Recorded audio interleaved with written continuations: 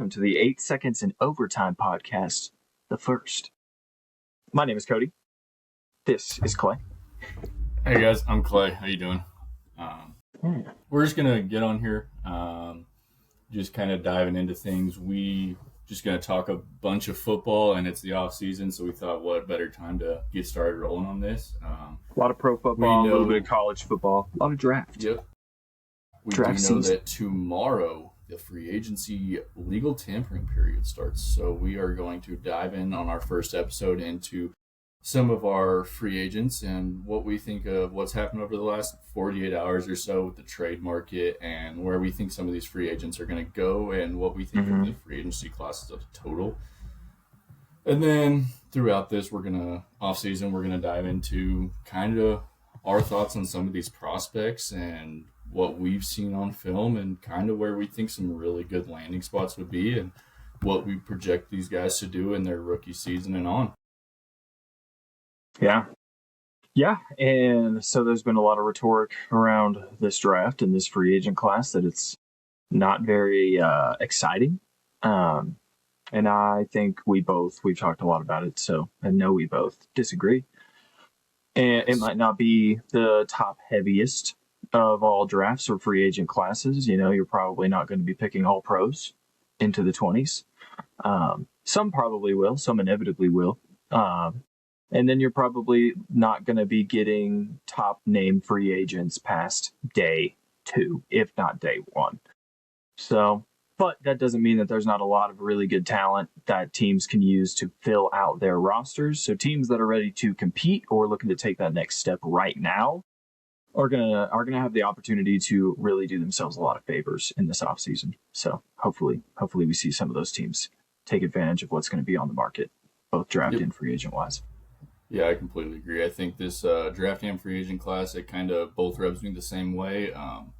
There's not very many big names in either of them. I mean, you do have your couple of big names in the draft class. There's some guys that are big names but are aging in the free agent class as well. But you're not going to find your all-pros, as you said, or your Hall of Fame guys all the way into the 20s or whatever. But I think in the draft, at least, you're going to round 1 through 3, and even into round 4, you're going to get high-quality starters. And I think the same thing applies to this free agent class, especially these teams that are trying to find that missing piece. Maybe it doesn't have to be the best piece, but it is a very big weakness. You can find a very quality starter in this free agency class all the way through it. Absolutely. Right now I am looking at PFF's big board of free agency rankings. And I've got Spot Track up, so okay, we're looking at, so you have Trey Hendrickson at the top. That is a guy that everybody knows is he's going to get one of the better contracts of this free agency period. As productive can be when it comes to rushing the passer. He is aging, though. He's going to be going on 32 in this next season.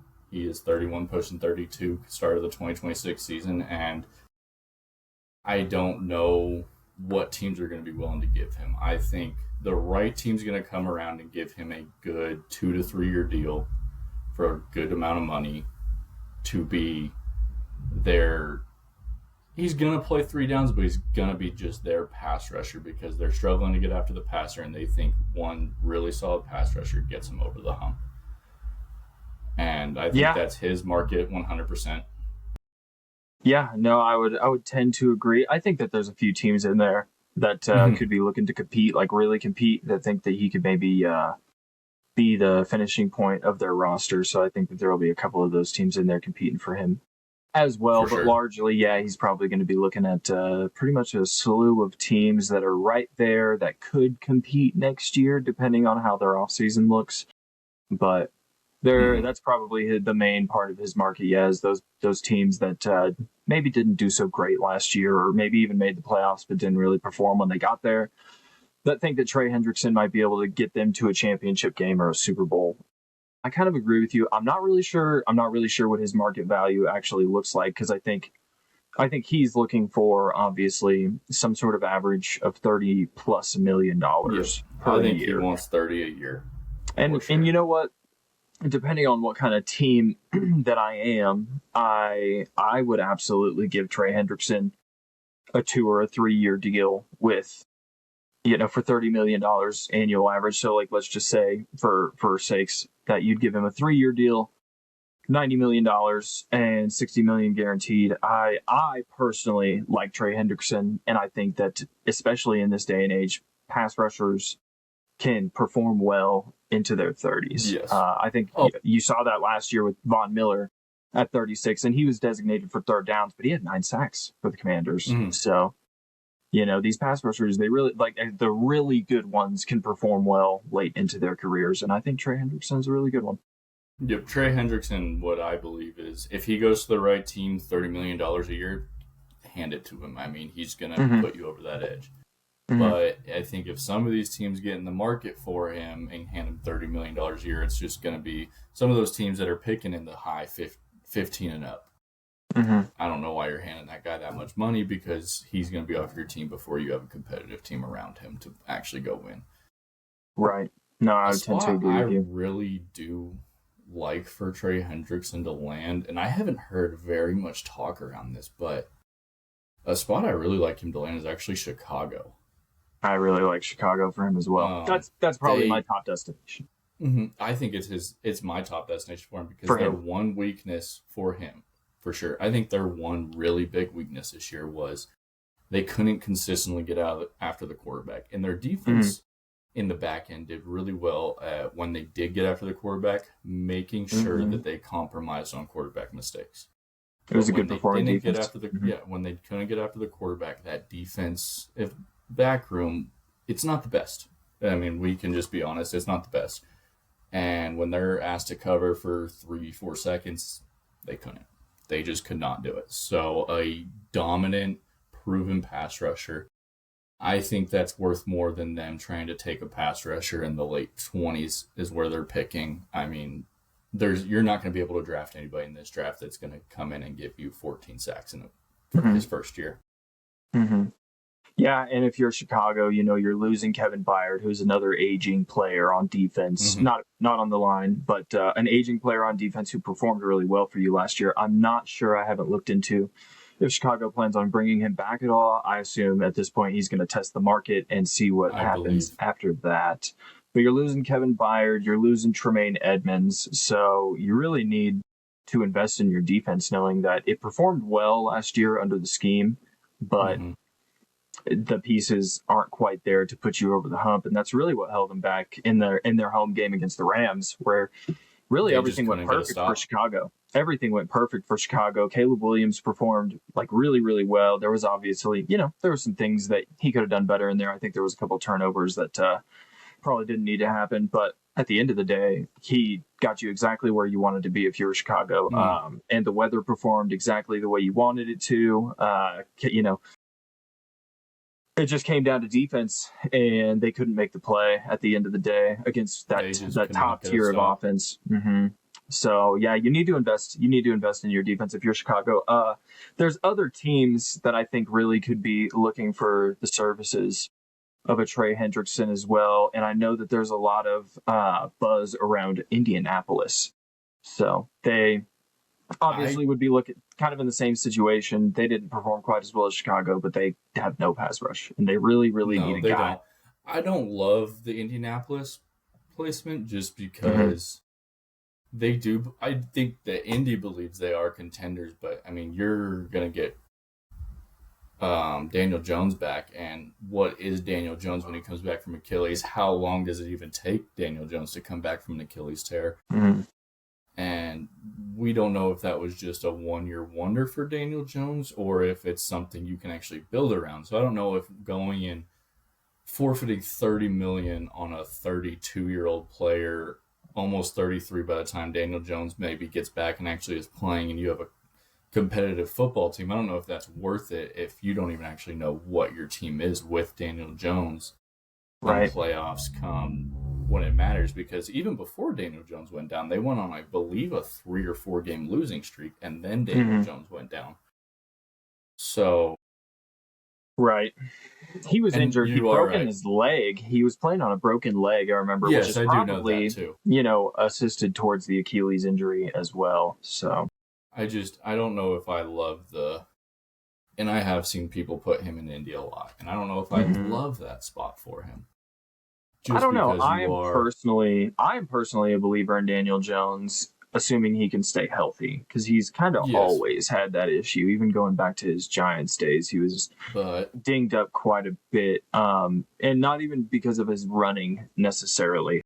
mhm, Regardless of all that, I think that Daniel Jones, assuming that he plays for Indianapolis next year, because that's not a given right now, but no. assuming he does, I think that they probably have similar success. And assuming he stays healthy, I think that they probably, do get over that hump and do make it to the playoffs. And, you get They a Trey could. The Hendrickson only on your thing team, that you could maybe do some damage. A big thing that worries me about shelling out a Trey Hendrickson contract is you're going to have to let one or two pieces go in free agency that they are working on deals with, and that is Alec Pierce or Braden Smith on their offensive line. And I think those are two pieces you can't afford to lose because you already lost two offensive linemen in the last free agency period. You don't have much depth coming to replace those guys. Right. And at receiver, you're not that deep at receiver either. You do have Josh Downs, who's a very up and coming. He looks very good his last couple of years. Michael Pittman, or especially last year. Michael Pittman has been allegedly on the trade block for a while, and they've been talking about maybe moving off of Pittman. And then you have Alec Pierce, who he's talking about he wants 20 to 25 a year. Yeah. How do you feel about that? Let's talk about Alec Pierce for a second. We'll get off of Trey Hendrickson. I think Alec Pierce has all the tools to be a viable receiver. I don't know if he's worth wide receiver one money though. I am totally in agreement with you. I think that he reminds me on his upside of and this is, you know what I mean? Like, I'm going to color compare here. Jordy Nelson. It's Jordy Nelson. You know what I mean? Like, he's not going to catch a ton of balls necessarily, but he is fast. He's actually probably much faster than Jordy Nelson was. Yeah. But, either way, Jordy was like very fast. 4-3 guy. Yeah, but he's going to catch a lot of those deep balls, and he doesn't catch a lot of balls. So and I need to probably dive deeper into the Indianapolis film from last year, because I just don't know. They haven't really ever thrown him the ball as much as I think they probably should. But I wonder why it is. I think I did hear, and I heard this. He was on Kay Adams' podcast, I think, one of the Big Timers podcasts a couple of days ago, and he said he wanted the big money because big money comes with big targets. A team's not going to pay you big money if they're not going to give you big targets. And so I do wonder if he did have limited targets. Double-edged sword. What does him with 140 targets versus 85 targets look like? But again, there was also a reason he was getting only 85 targets and not 145 targets. Yeah. You know what I mean? Absolutely. And I mean, I do believe if he's one of those guys that doesn't operate well in underneath coverage, for whatever reason, then that leads to a lot of interceptions. So it could be, like I said, I'd probably need to dive deeper into the Indianapolis film from last year to see kind of why he wasn't getting those like underneath throws very much. I know that he, did well in like digs and slants, like the midfield kind of stuff, but I mean, it wasn't like he was catching every single deep route that he ran on, but he was catching a lot of them, and that's really his trick. If he is a one-trick pony, that is his trick. Yep. So that's been his game for 3 years. And I think ultimately that he's going to enter free agency here, and it'll probably be one of those things where he doesn't get quite what he wants, but it's going to be quite a bit anyways. I think he probably lands in the $22 to $23 million range annually. Yeah, and I do believe he's going to be one of the best wide receiver twos in the league. Right. I mean, he already is one of the best wide receiver twos in the league. And he has the upside to be a bottom one, though. I don't believe he's going to go and make a Justin Jefferson, Jackson Smith and Jigba, Jamar Chase type season. I don't think he has that skill set. I don't think you want a bottom end one. I don't think you want a bottom end one. I think if you can get that's what Indianapolis already has. If you can get a bottom end one on top end two money, right, then you want that. But Right. to me, if I'm a team in free agency looking for a receiver to be my number 2, because I don't think anybody's looking for Alec Pierce to be their number 1 in free agency. You would And hope not, but if I'm looking for a receiver in free agency to be my 2, honestly, Wan'Dale Robinson catches my eye more than Alec Pierce because he's going to demand about half the contract.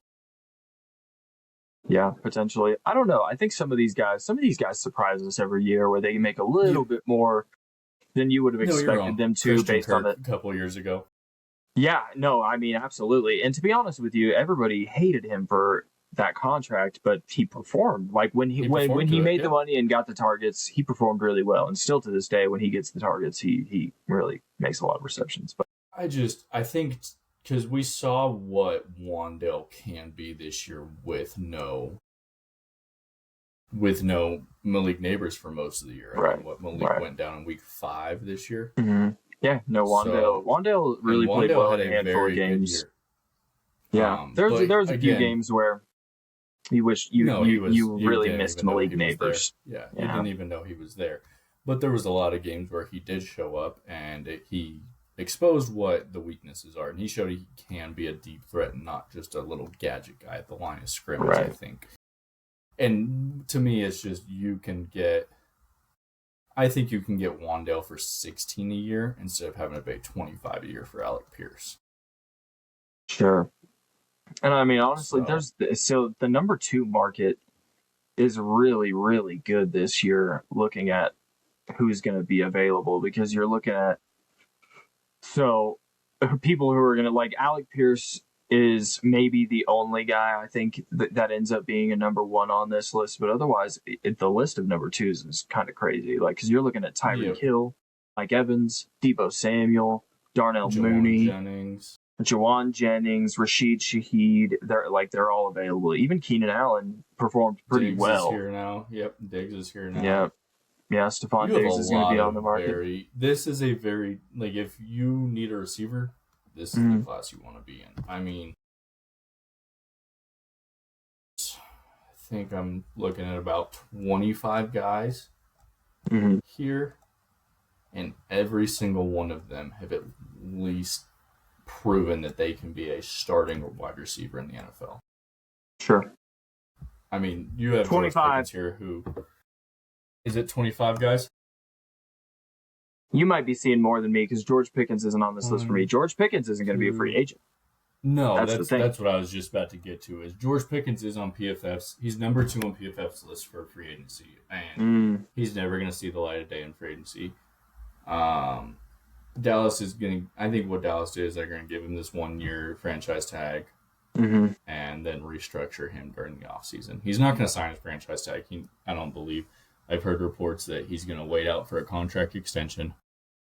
Yeah, I mean, honestly, and I think we've seen this pretty much with most teams and most players in this situation, that there's no point in signing the franchise tag until, sometime in training camp, whenever you feel like coming, really, because there's nothing the team can do, and you're not contractually, as long as you don't sign it, you're not contractually obligated to sign up or like to show up for any of these things. Now, once we get into camps and things like that, there is, obviously the forfeiture of a little bit of money. But at the end of the day, when the whole contract's guaranteed, you can do what you want. So, especially for George Pickens, who it seems like he's somebody who's willing to bet on himself. I would imagine that that's probably, if historically the way the Jones operate is this is how it's going to go down.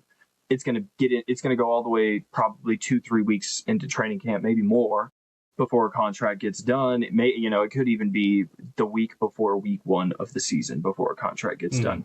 And it'll be maybe potentially a 1-year fully guaranteed deal. Maybe even George plays on the tag knowing that it's going to be guaranteed. But I think George is going to bet on himself that he's going to end up with a payday next year no matter what. Because what is it? It's I'm looking at it right now, 27.3 fully guaranteed right now on the tag. Yep. Which I think what he's looking for, and it's closer to what. So I am a Seahawks fan. Cody is a Cowboys fan. We didn't clarify that in the beginning. No. That has no not really bias. No true really bias of what we are, but we do know a little bit more about each of these teams as fans of them because we follow them a little bit closer. Yep. It's closer. He's both probably live in looking. Colorado, so we know a lot about the Broncos as well. We do know a lot about the Broncos. I think both of them are looking for, or George is going to be kind of looking for what JSN is looking for in a contract extension this year, because JSN has informed the market that he wants about $40 a year. He wants Ja'Marr Chase money, which as a Seahawks I think George fan, Pickens give him. Absolutely. Yeah, absolutely. I think if you're a Seahawks fan, just give him a check and let him ride it out. So like whatever. Exactly. Yep. But $40 million, and honestly, to be honest with you, we can get into this conversation maybe a little bit later. But JSN probably is the most important piece on that team as a single player. Yes. To make the Super Bowl. Period. Mm-hmm. Because he really carried that offense. Now that is, like I say, conversation for a little bit of a different time. We'll stay on track here. So, but I think similarly, George Pickens, I think George Pickens, if you offered him 35 annually right now, I think he would take that deal. So I'm not sure if Jason would get him at 33. Probably depending on the guaranteed money. I think if you give him a 4-year 33 average, it starts at about 31 and ends at about 37, and you give him 75% of that guaranteed, he'd sign it in a heartbeat. And I think that's a very good number to get George Pickens, because he was the number 3 receiver in receiving yards this year. I think there's an argument to be made that he was the second best receiver in the NFL this year, knowing who was throwing to Puka, with the MVP. Yeah. No, and not to take anything away from Puka at all, but and not to slight Dak Prescott either. But to be honest, the MVP was thrown to Puka Nacua. They also had Devontae Adams and CeeDee Lamb missing time, but I think that's where George really showed his true colors. He was absolutely he was the number one, and you found out early when CeeDee was gone that George was going to be a little bit of a different player than CeeDee Lamb, but still similarly effective. And when George and Dak were on the same page, which was quite a bit this season, obviously, that was a deadly combo. It was dangerous. Yeah, it was dangerous. They were one of the most dangerous offenses in the league, but transitioning from that, the top offense in some statistics. Because I'm looking at it right now, transitioning from that, y'all had the best offense, but y'all were one of the worst defenses. And that's what really holds y'all back. Yep. A big part of that the Jets had us. That's probably about it. Lack of... Y'all had no linebacker play. Y'all couldn't stop the run because you didn't have a good linebacker back there. I'm looking at free agency class. It's a very deep... It's not a superstar free agency class at linebacker, but it is a very good free agency class. Well, that really depends. Which of these guys catch your eye? Oh, to me, it's Devin Lloyd. Okay, yep. Mm-hmm. So that obviously. to me, Devin Lloyd. There's an argument to be made that Devin Lloyd is the best player in this free agency class. So I do agree. I think he is the most. He's the youngest as the best. Well, outside of PFF has George Pickens over him, and I would agree on that. But I don't believe George Pickens will ever actually be an unrestricted free agent or a free agent. Right. Based on age and talent, I think that Devin Lloyd has the highest upside of any probably defensive player in this class for sure. In this free agent class. Two other, as a Cowboys fan, if you miss on Devin Lloyd, are you okay settling on one of the two other linebackers that are coming off their rookie contract in Nakobe Dean or Leo Chenal? Yeah, I think there's a lot of buzz around Nakobe Dean right now to the Cowboys because of their defensive coordinator hire with Christian Parker. And I do think that Nakobe Dean largely just didn't perform as well in Philadelphia due to injury. So there's some size concerns there too. But if you're the Cowboys, that's a massive upgrade to your linebacking core. And I think that kind of what we were talking about at the beginning of this podcast, where, it's not a star-studded free agent class, but there's a lot of guys that can really fill positions and play good. I think Nakobe Dean is one of those guys. Yeah, Nakobe Dean, you can sign him, put him on your defense, and know that it's going to be better with him on it. I think Nakobe Dean's best asset that he never really got to fully utilize in Philly, because they did get Zach Bond, who, before Nakobe Dean could ever really fill that Mike position, Zach Bond came in and filled it amazingly. Mm-hmm. I think Nakobe Dean's best asset is his ability to process the football game. When he's playing weak side linebacker, he can't really process. He has to more just sit there and take what comes to him. Right. He can't. I mean, as Mike, you're not putting guys in the spots they need to be. You're getting put in the spot that your Mike thinks you need to be. And don't get me wrong, Zach Bond is a very good linebacker, and he wasn't putting him in terrible spots at all. No. But I think Nakobe Dean's best asset is his ability to process a football game, and he wasn't allowed to do that from a weak side linebacker spot. Mm-hmm. And he didn't get to play that much because they did end up bringing in Zach Bond, who ended up becoming an all-pro at the position. I mean, right. And if you're the it's not terrible. Cowboys, then signing Nakobe Dean could be either, if what you're saying is true, then it could either be your saving grace as a defense, or it could end up being a problem because you have a weak side linebacker in DeMarvion Overshown. So I think DeMarvion there is a missile, and that's how he plays best. Is you just kind of let him flow and fire towards the football, and he is going to make a lot of plays. So the injury concerns are something else, but I think DeMarvion Overshown should play weak side linebacker. 100%, I think. And you know what? I'm saying this kind of totally. We're thinking of Dallas. Dallas is not a 4-3 anymore. They're going to be a 3-4. So. All right, they're going to be, you still need a will. You still need a will in a 3-4. Right.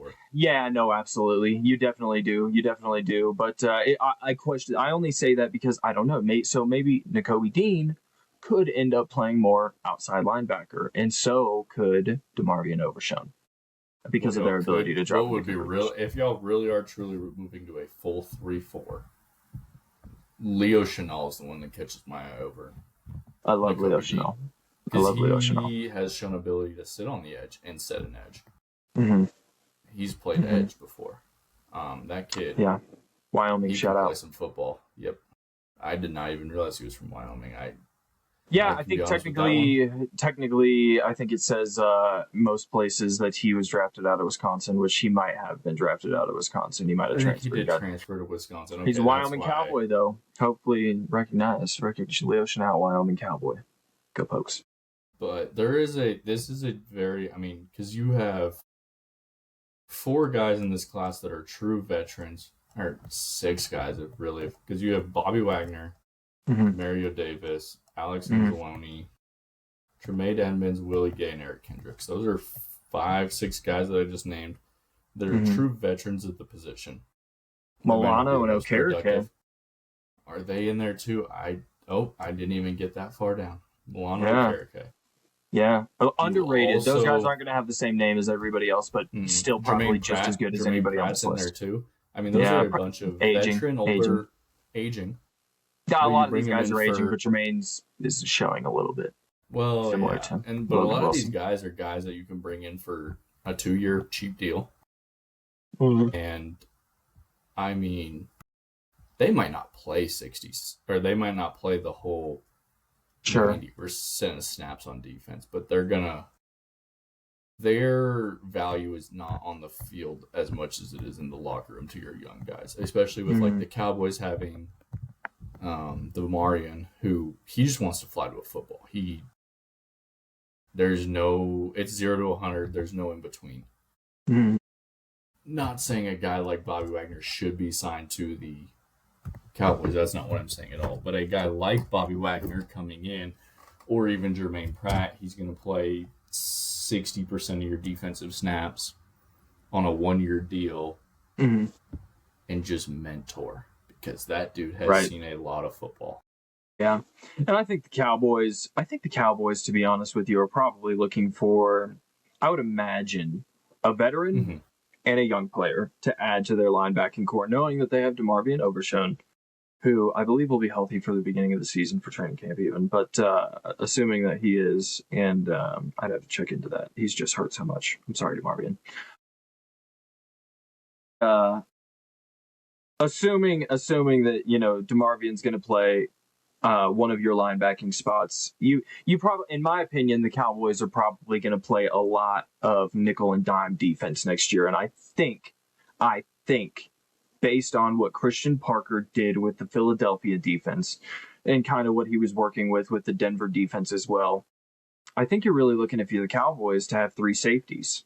One. So you're looking for basically a true free, which you kind of have in Malik Hooker. So we'll see if he ends up back with the Cowboys or not. But right now it's looking likely that he returns and plays free for the Cowboys. And Okay. so then you want like a strong safety, someone like kind of a tweener, someone who can play the free spot but also can play the strong spot across and then play down in the box. And then you're looking for a true box guy, somebody who's going to play your nickel essentially. So I think you're looking for three safeties if you're the Cowboys.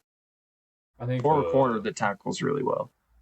Yeah, and I think as a Seahawks fan, a lot of also people are looking trying to adopt what the Seahawks did this year, and that is Right. Nick Emmanwori he didn't win Defensive Player of the Year because he didn't have the stats, but his impact on a football field.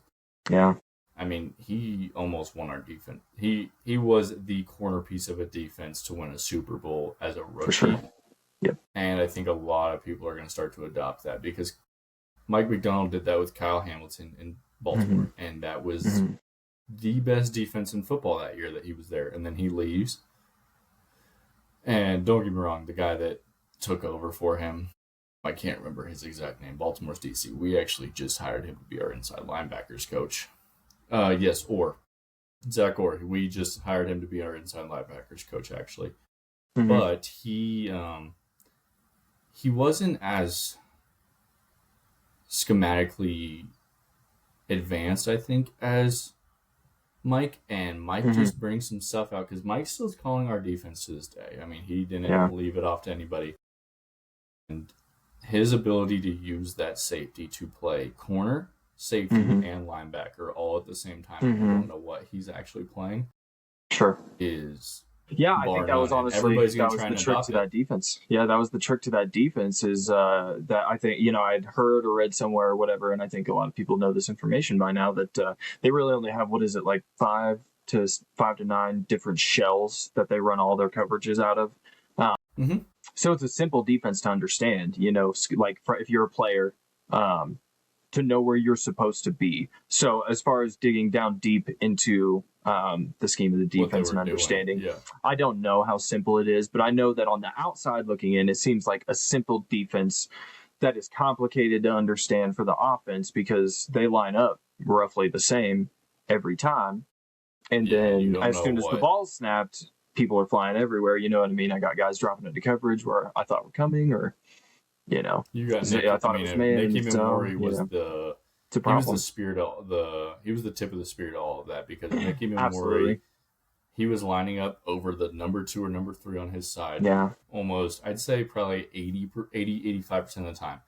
But when he lined up over there at the snap of that ball, he was doing 4 things. He was blitzing as one of the best blitzing safeties this year. I mean, he got home a lot and created a lot of pressures at safety. I don't know the actual stats to that one. He was manning up your number 3 or tight end, your slot receiver or tight end, and doing it at a high level as a safety and a rookie at that too. Yeah. Or he might have bailed out into a deep zone coverage and was covering the hashes. Or he was dropping to the middle of the field and playing the run/pass. The guy was just all over the field. I think one of the hardest things to do as a center field defender, whether it's a linebacker or a safety, is to cover slot receivers and tight ends running across the middle of the field. And he did that flawlessly last year. I don't remember one of the highest levels. Yeah, of anybody in the league, regardless of age or position. So that was position. There's not another Nick Emmanwori going to be stepping into the league next year. But I think everybody's going to try and find their Nick Emmanwori piece on defense. Yeah, some sort of jack of all trades, someone who can play there in the middle of the defense and do multiple things. Yes, yeah. Which is I think teams have been trying to Caleb Downs. I like him. I really like Caleb Downs. He's going to go a lot higher than what a lot of people think. Sorry, we're getting onto the draft topic. No, I think he's going to go a lot higher than a lot of people think because of his ability to be a jack of all trades, is what people believe, and seeing what Nick did for a defense this year. Sure. Because outside of Nick Emmanwori and DeMarcus Lawrence, those are the only 2 additions to the Seattle defense that went from being a middle-of-the-pack defense in the league to a Super Bowl winning defense and the best defense in football. Statistic. Right. And that's not two really big ads. Or I guess Yeah, three you ads. had an Drake Uchenna Thomas, who Nwosu. Drake Thomas, no, he was there last year. He Fair was. enough. Okay. Did you trade for Ernest Jones Drake last year, or was that 2 years ago? 2 years ago. He played all Mm, last. We traded a lot of good Jerome pieces on that Baker at the defense. midseason last year for him. There was 3 new ads and not really ads. So Drake Thomas came in and finally got a starting role because Tyrese Knight was kind of iffy and little injury concern during training camp, I believe. And we let Drake Thomas, step in. And Drake Thomas was an unsung hero of our defense this year. And we actually just gave him a $4.5 million a year, basically on average, to come back, which is, I think, a great re-signing because he was one of the best linebackers in football last year that nobody talked about. Nicky Memori and DeMarcus Lawrence. Those were the 3 adds to a 11-man, 12-man defense that became the best defense in the football. And I think the biggest ad was Nicky Memori. But DeMarcus Lawrence is no slouch either. No, yeah. He's probably one of the biggest ads in free agency last year. There's obviously a lot to be said for Sam Darnold as well. But yeah, DeMarcus Lawrence has been a very consistent player his entire career. You know, there's a reason that they don't talk about him in the same echelon as Myles Garrett and TJ Watt, because he's not that kind of a pass rusher, but just a guy that knows his job and does it very, very well. Yeah. Great player, Marcus Lawrence. Miss you. Shout out. And talking about edge rushers, looking at this edge class, I mean, it's deep. Khalil Mack's not here anymore. Nope, just signed today. 2 hours or before yesterday. We started. Yep, 3 hours before we started recording this podcast. Khalil Mack got re-signed to a 1 year with the Chargers. Right. Outside of that, there's not a lot of youth. Caleb Chason is about the only youth you're going to get in what he's pushing 27, 28. Yeah, and Caleb is one of the bigger question marks, I would say, of the better pass rushers in this free agent class for sure, because he may be one of the younger ones for sure. He's only 1 year off of his rookie contract, leaving Jacksonville, going to New England, and then now being a free agent again.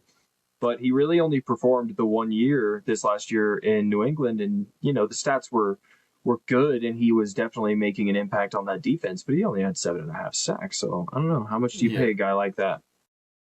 We'll see. Yeah, there's not a lot of youth at the top of this class. No. This is a very deep class again. There is some youth towards the bottom of it with guys that aren't haven't produced yet. Do have some skills to be the big name for a 1 year, sign for a 1 year, $7 million, and the big name young guy everybody's talking about is Odafe. Yep, Odafe Owe is a big name young guy that everybody is talking about, and he was traded to the Chargers midseason. I can't believe they traded him and they're letting him go. Right.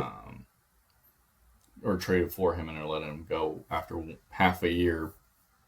But Odafe is kind of the guy, like, what are you really getting out of him? Very similar to Caleb. Very, very similar to Caleb. Yep. Maybe like a little less productive this year. Yep. He was a late first-round pick, I believe, if I'm not mistaken. Correct me if I'm wrong on that. Yes.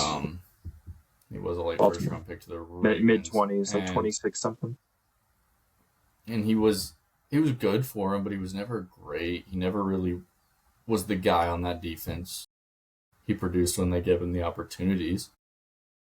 But he's kind of he's a 3-down edge rusher for sure. Like, he can stop the run for sure. But he's not a guy that I don't think you can't go give him $30 million a year. And people are talking about it like he's going to get the biggest contract of all the edge rushers. And there's no chance of it, right? Don't do that. If you're a team listening to this, don't do that. No, nothing against you. Nothing against you at all, Odafe. But if a team does that, he is a very good football player. Absolutely, and he will have an impact on whatever team that he signs with next year, no matter what. But the impact, unfortunately, the way the NFL works is, the fan base and the team both are going to judge your impact versus the money you made. If you're a $20 million guy, then you should have $20 million worth of production versus if you're a $40 million guy, you better have $40 million worth of production. I think the thing I see with Odafe, though, is he's young enough that he might go to one of these rebuilding-ish teams on a 4-year deal. Like, not full rebuild, but... Sure. You're talking, somebody's going to have to go to a full rebuild. Not everybody's going to get to go to a contender. He's going to go to one of your... He's going to go to like the Commanders type. Sure. They're not. Sure. They had a little bit of a down year after making the championship game. Yeah. And they have a little bit of money to spend, and I think they'll go and offer him a pretty hefty contract to be one of their top pieces on defense because he's young enough and good enough to get a very hefty deal. And he's young enough to not have to go to a contender as a pass rusher, I believe. So I think he's going to end up with a middle-of-the-pack Commanders type team. I'm trying to think of another team in that area. Yeah, like a Carolina. Which I don't know about Carolina because I have seen a lot of people. Tampa would be actually a very. I don't hate that at all. I have just seen a lot of people talking about Carolina needs edge rusher, and I don't think they need it as much as people think. Nick Scorton wasn't a standout. Complete standout this year on the edge, but as a rookie, he was a lot better than a rookie on a second-round pick most of the time. Yeah, no, he was. I think it's just dangerous if you were... So Carolina made the playoffs last year, so naturally, as a fan base, as everything, yeah, exactly. You're looking to take the next step. Where I think a lot of us are probably expecting Carolina to take maybe a step back in what we expect to hopefully be a more competitive division next year. But if not, if they do all the right things, like say they're kind of one of those teams that if they have the right offseason and Bryce Young continues to play well, then they absolutely could win more games next year. And I think you play a dangerous game when you walk into a season expecting a player to take a jump to be the guy. When you haven't seen him be the guy yet. It might look like he's going to be the guy, but expecting that is a dangerous, dangerous prospect for a team that's looking to take the next step. And believe me, as a Cowboys fan, I've watched them do it literally my entire life. Yeah. We did it last year with linebacker. We signed what's his name from Chicago? Blanking on his name right now. Had a lot of hope that he was actually going to play fairly well coming from the Eberflus system in Chicago down to Dallas, and he was terrible. And then Kenneth Murray. Oh my gosh. Linebacker? I'm not even going to... I don't have to talk about Kenneth Murray. You talking about at linebacker or at edge? At linebacker. What's that kid's name? Sanborn. Yeah, Jack Sanborn, exactly. Yeah, is that who it was? Okay, I was going to say. A team I was just realizing that has a little bit of cap space. I didn't actually realize they had that much. That I would not hate to see Odafe go to is like the Niners. Because Mikael Williams tore his ACL. He might not be back till the middle of the season, along with Nick Bosa. Which Nick should be back a little earlier because he tore his a little earlier in the season. He's had, the Bosa boys and their injuries. Goodness gracious. He has had a history of injuries. And they were, I think, bottom 3, if not the last team in sacks. Yeah, they're terrible. Terrible, for sure. And they still made the playoffs at 12-5. Yeah, they could use Von Miller for that matter. And they have the money to go get a younger enough player. They have the money to do it, and they don't have a lot of holes. They have some holes on their O-line and at receiver a little bit, but in the Shanahan they need to stay healthy. I don't think he cares about what receiver he throws out there. Whatever receiver he throws out there. Kendrick Bourne went for 150, I think, this year. Yeah, for sure. It doesn't. And nothing against Kendrick Bourne, but, he just is going to throw whatever he wants out there, and he's going to make it happen. Right. Yeah, probably. If you want to win a Super Bowl, I don't know if their receiving core is going to cut it. But, honestly, New England wasn't much better. So, if all the right things go right. Defense, so and their defense is lacking. Yep. They've got good pieces. You really need Michael Williams to work out for you next year. So a lot of things are hinging on that D-line performing well and the linebackers staying healthy. Losing Dre Greenlaw, that hurt. That hurt, especially when Fred Warner went down. Oh, yeah. Another guy that really catches my eye at the edge position, though, is Jalen Phillips. Yeah. How do you feel about him? I mean, I think he's probably the second most attractive edge rusher in this class next to Trey Hendrickson. So, okay. I would just assume so. I think that he's probably more likely than Oweh to get a $25 million plus contract. In fact, I think Jalen Phillips probably does get a $25 million plus type contract, more like a 2 to 3 year, 4 year, even maybe deal.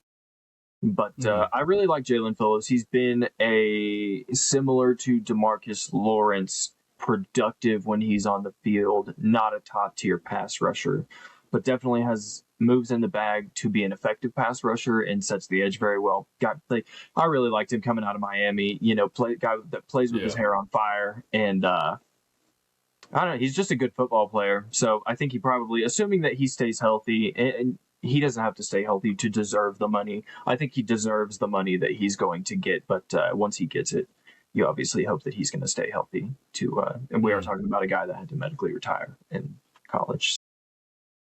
Yeah, no, I definitely agree. Jalen Phillips, he does have some injury concern. Come to Dallas. He's gonna turn 27 this year.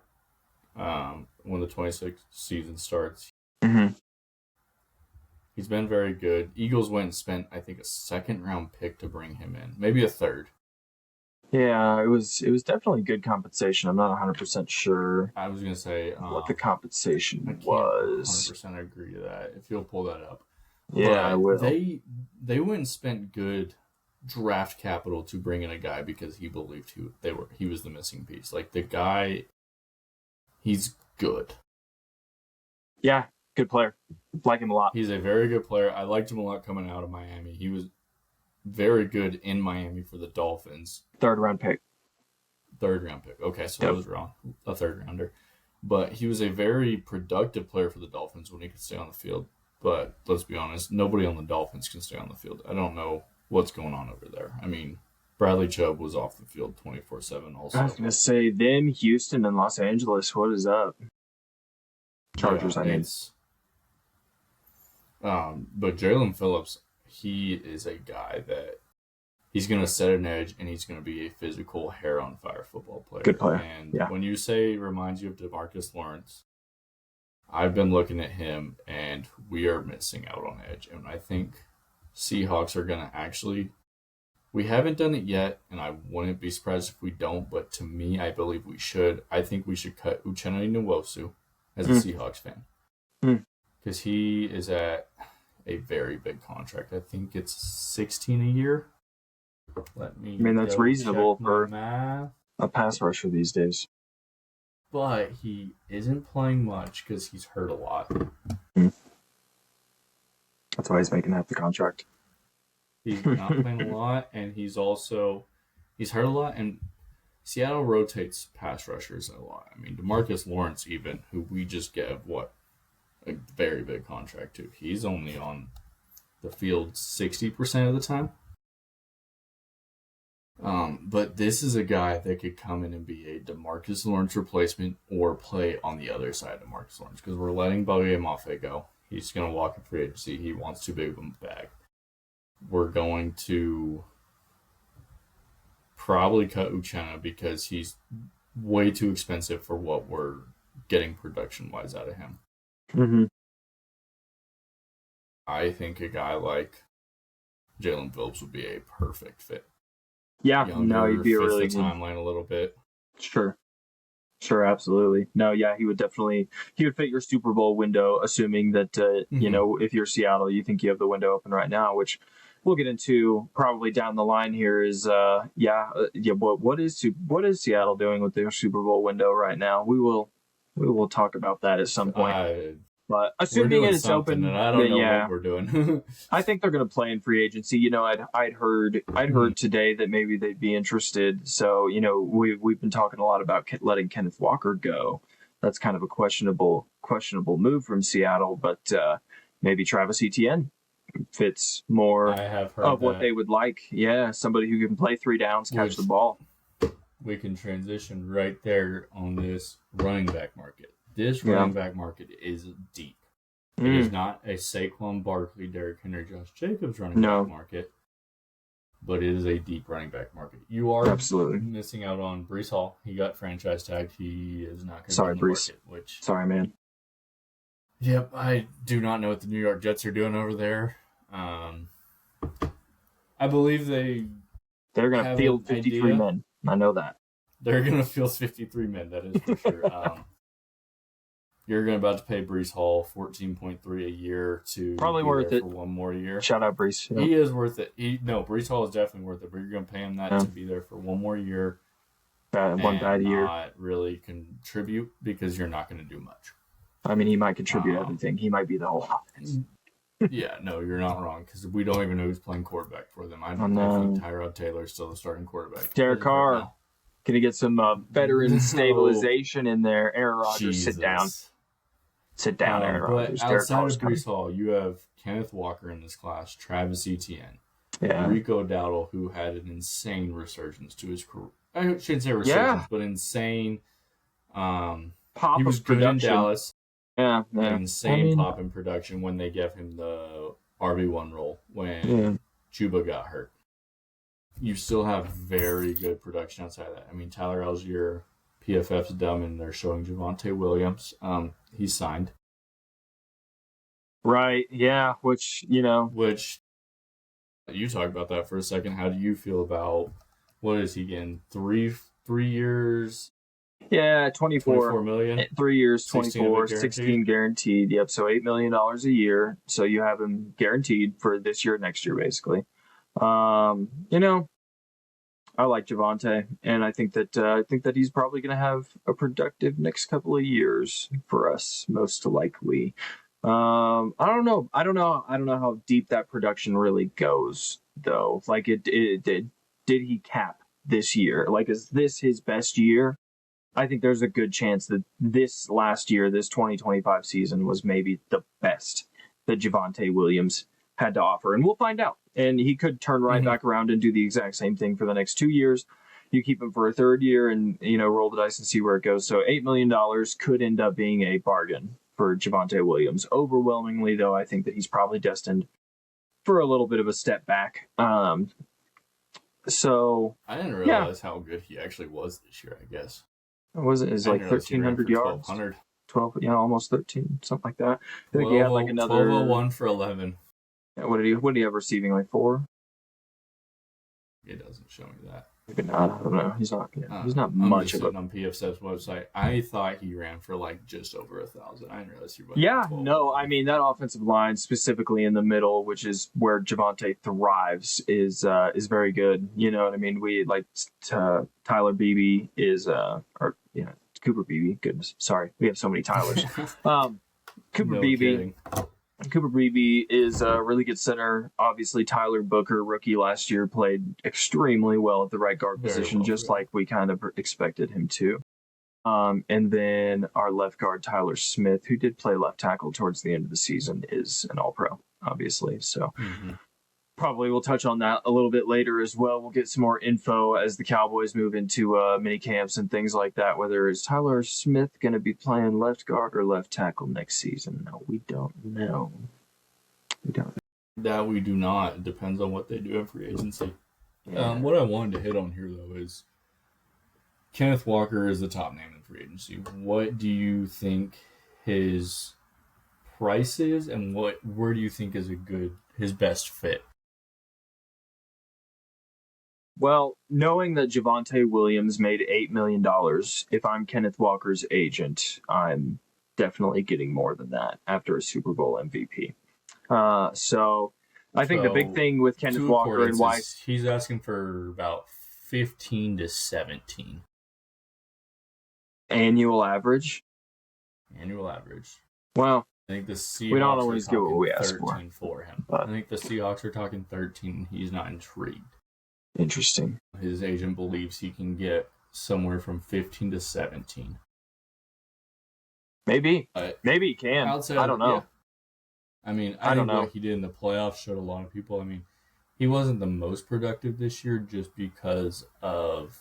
I mean, he split carries all year long. He never was a lead running back until the playoffs, and he was good in the playoffs. I can tell Very you good. from Yeah. personal experience. I think it took a lot of that season for that offensive line to gel too. Gray Zabel, great player. Yep, great player.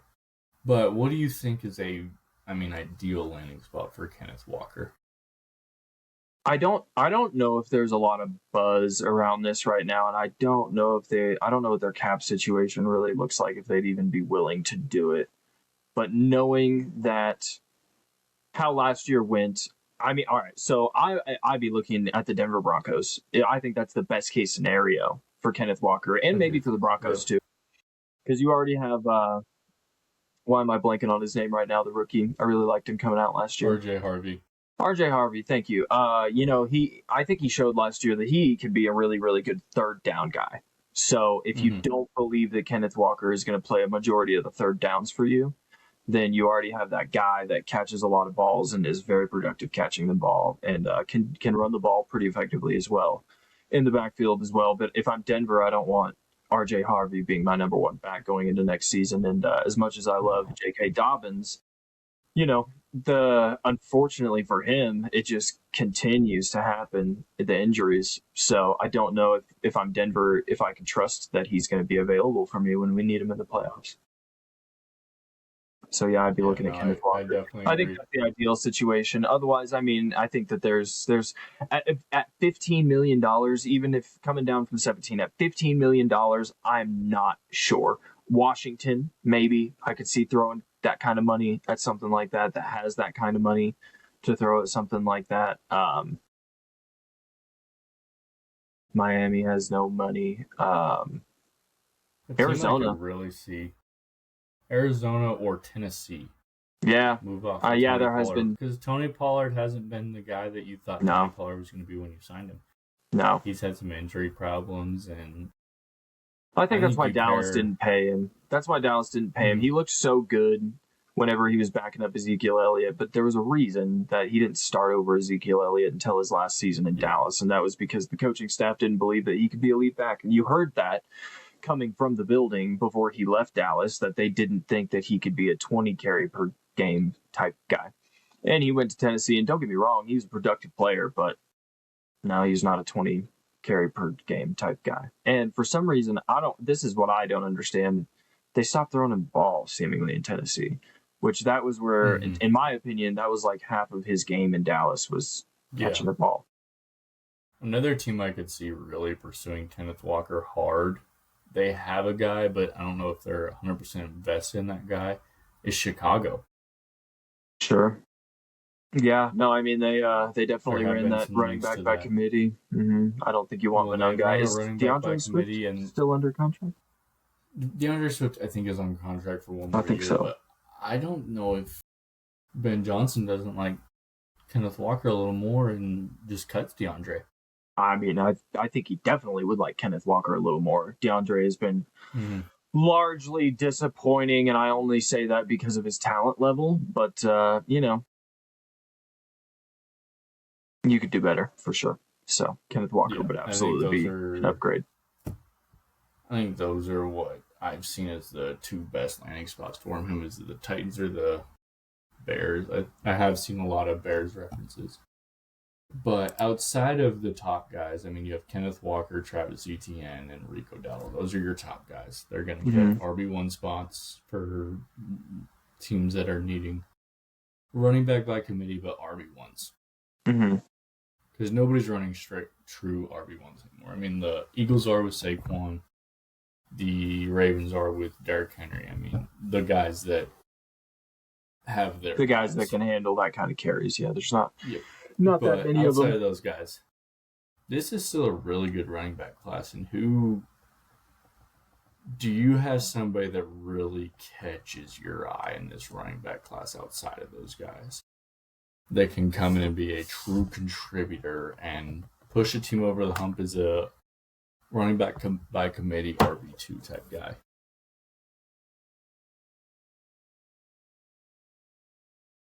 No, I don't think. As an RB2, you're saying? RB2 running back guy by committee. Yeah, no. If you're looking for a committee guy, then I think that this free agency.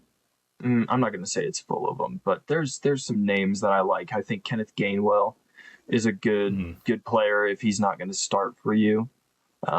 Jerome Ford, I really liked in the carries that he got. Nick Chubb is going to be available. Wasn't super productive in Houston, but I still think that he has some gas left in the tank. Behind the worst offensive line in football. Right. So I like Nick Chubb as a rotational type player. Antonio Gibson, had some juice at one point in time there in Washington.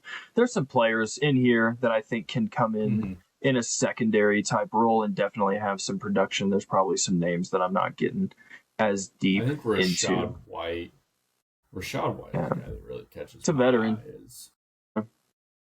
Largely unproductive, disappointing to me. RB1 role. Yeah.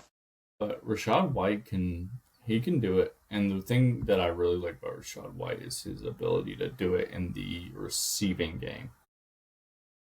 Right. Absolutely. No, he's a veteran guy. He's a trustworthy guy. So I think he'll definitely have a job in the NFL for the next several years because of that. Not my favorite player though. Not my favorite player. I don't really find him to be a needle mover. Like I say, kind of largely unproductive as a starter. So. No, for sure. I think his only really productive game this year as a starter in place of Bucky Irving was actually against my Seahawks. Yeah, against the Seahawks, 2 touchdowns, tough sweep. I really thought that was going to get you in the Super Bowl, but the Patriots, they just couldn't get it done. Didn't want to do it. No, they didn't. They really didn't. But yeah, no, Rashad White. I think he's a high end RB2 in a lot of systems. Sure. Yeah, absolutely. Yeah. Alrighty, let's talk about the biggest question mark of this free agency, and that is the quarterback class. Sounds good, yeah. And I think we'll probably go ahead and we're starting to run pretty long, so to make this digestible, we'll probably end right here. Finish this off here at the quarterback class. I mean, you have and we'll come back and do some more, obviously, as time goes on. Develops. But yeah, I mean, we have. But as like I said, tomorrow things will start to kind of show light, and we'll kind of come back and re-talk about some of these things. But this quarterback class, you have 2 guys at the top, Kyler Murray and Malik Willis. Yeah, it stinks. Kyler just got cut. It stinks. It's smelly. Both of these guys are going to end up with a job. Absolutely. So where do you believe they will go? Well, I mean, Kyler has... Both of them have options. I guess we'll say they both have options. Probably. I guess it depends on really who actually has the interest. But Minnesota is definitely going to be looking for competition for JJ McCarthy. The Jets are looking for. I mean, if you can throw really well, I'd get a hold of the Jets right now. But so the Jets are obviously in that category. I think Arizona probably plans on going with Jacoby Brissett, but they could still be in the market for like a Malik Willis. I guess my big question is with these two. So you said Minnesota.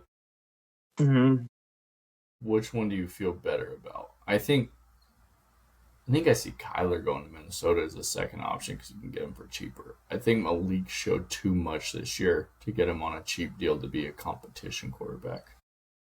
Right. I would probably tend to agree with you.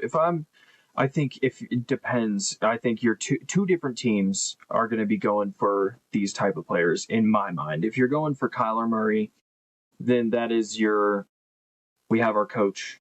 We have our roster mostly filled out. We just need a quarterback who can take us to the playoffs. If you're a team that's going for Malik Willis, I think that you're really taking rolling the dice, taking a gamble. The draft, for whatever reason, hasn't worked out for you, and you haven't been able to trade for anybody, so you're taking the chance that Malik Willis is going to be your franchise guy. So I think Malik Willis, if I'm a team, I'm looking to sign Malik Willis to maybe like a 1 or a 2 year deal. Ideally, I would sign him to a 2 year deal for like $40 million with $20 million guaranteed. So basically, you're going to get a fully guaranteed year this year.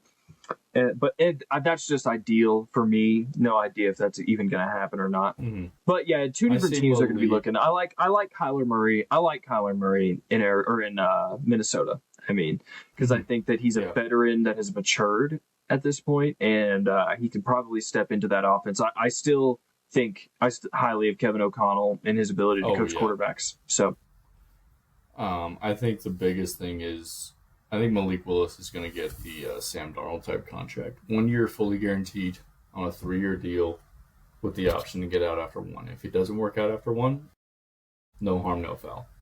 If it works out after 1, then he's under contract for 3. Yeah. And I do agree. Yeah, Kyler going to Minnesota, I do agree. Give JJ a little competition, and JJ didn't really show much this year, so if Kyler really shows more that you believe that everybody believed Kyler can be, I'll say it right you have a now. Team that can win. Bring this clip back up in September. JJ McCarthy. Assuming that the Minnesota Vikings do sign a veteran quarterback, or to be honest with you, JJ McCarthy is not starting week 1 for the Minnesota Vikings. He will get beat by. I think Joe Flacco wins that job back there. Seriously, if it's Kirk back there. I think Kirk would fit well. Here is the last huge question of the quarterback free agency. Aaron Rodgers, does he come back? Yeah, I don't think he comes back for anyone but Pittsburgh. I just couldn't see. I don't see him moving on for another 1 year. Let's see how it works type deal, because I just largely don't think that that's. I think that he probably understands that that's not really in his realm right now to step into a team and win a Super Bowl with them year 1. So, and I don't think he's going for if he plays this year, which he may not. This will almost unequivocally be his last year, I would think. I think this is his last year regardless if he does play again.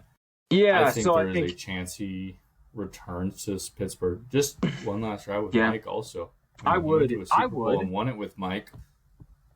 Yeah, I can't speak for Aaron Rodgers, but if I want to play, if I'm Aaron Rodgers, I would want to play. And why not run it back? Same team. Me and the teammates, we have gelled. I've got these guys. A lot of that same team is going to be returning.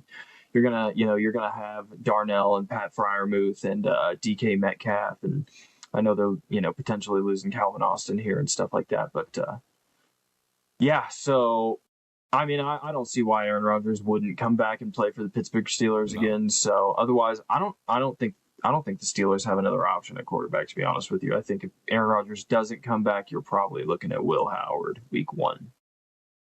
Which who knows? He could be good. He might be good. He's probably not take you to the playoffs good, but he could be all right. Last question of the podcast then for today's episode. Sounds good. If they do bring Aaron back, do you go and take the quarterback at pick 21, Ty Simpson, and let him sit for a year under Aaron? Right. If I'm Pittsburgh and Ty Simpson is sitting there at 21, because he may not be. But no, he may not be. But if he is, no. No, I'm not. Because it depends. Here's the thing: if I have Aaron Rodgers back, then no, I need to pick a player to help my team right there. Because we're trying to win. If we're trying to win this year, then we need talent to put us over that hump. And I think that if the offense plays better, then there's really no reason why they shouldn't beat Houston in that playoff game and then go on to, play whoever. And I mean, the AFC, obviously, it really opened up right there at the end when Bo Nix broke his ankle. I think that the Pittsburgh Steelers, there's a very good chance that the Pittsburgh Steelers beat the New England Patriots to go to a Super Bowl at that point in time. But anyways, this is all hypothetical. So, yeah, no, I think if Aaron Rodgers is coming back, then no, I am not considering taking a quarterback at 21. Okay. If Aaron Rodgers does decide he's not coming back, or if I don't know if he's coming back still come draft time, then if I really like Ty Simpson, just take him. Yep. I agree with that. I think if you can have Ty Simpson sit and you really like him, take him. I think the problem with the Steelers is, even if they do bring Aaron back, if they don't bring Aaron back, it is too good of a roster to even be in the market again for a top-end quarterback next year. You're not going to be Yeah, no, pick. Pittsburgh is in a very similar situation to a lot of teams, including Dallas, where you're just going to win too many games to end up with a top 5 pick. So, and that's, at that point, if you don't have a top 5 pick, even if there's only 1 or 2 quarterbacks in the draft, you're too far to trade at that point. Mm-hmm.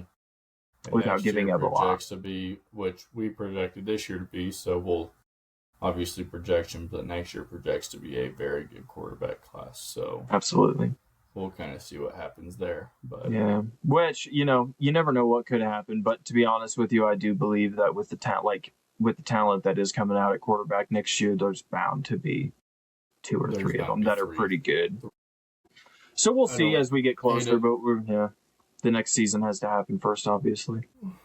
Yep, I do agree. So, well, alrighty, guys. Well, this will do it for the first episode of 8 Seconds in Overtime. Episode ever. Thanks for joining. 8 Seconds in Overtime. Thank you, guys. All 5 of you. Appreciate you. We'll see y'all again next week. All right.